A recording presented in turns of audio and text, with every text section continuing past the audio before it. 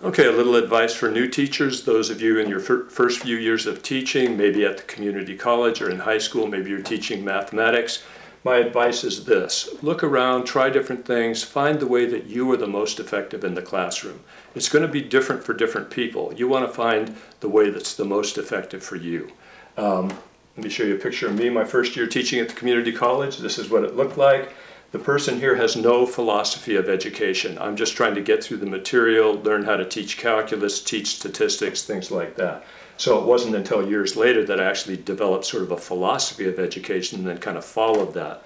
Another interesting thing about this particular time in teaching, here is the first scientific calculator, the HP 35, came out in 1972, $395. I'm teaching full-time, making about $10,000 a year, so $395 for a calculator, a lot of money. Not everybody had one.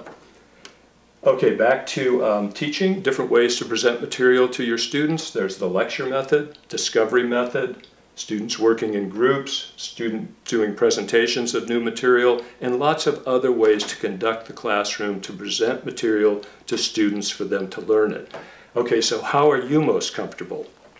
Well, that's what you need to find out. For me, I'm most comfortable in my classroom lecturing. Most of the time in my classroom, if you were to come in, you would see me presenting material, answering questions on things. Does that mean that we don't work in groups? No, we work in groups at times. Do students do presentations? Yes, of course they do. We have a lot of different aspects to this, but most of the time I'm a lecture instructor. Do I think everybody should lecture? Absolutely not. I have colleagues that I have a lot of respect for, that if you go into their classroom, you'll see people working in groups very effectively. Students working in groups at round tables, discussing things, learning the material. Those classrooms tend to be a little noisy by, my standards. I like a quieter classroom. That's one of the reasons lecturing is more effective for me. But the people that teach in these kind of situations, a lot of times they're not comfortable in a quiet classroom. They're not their most effective doing lecturing. They're most effective guiding these groups like this.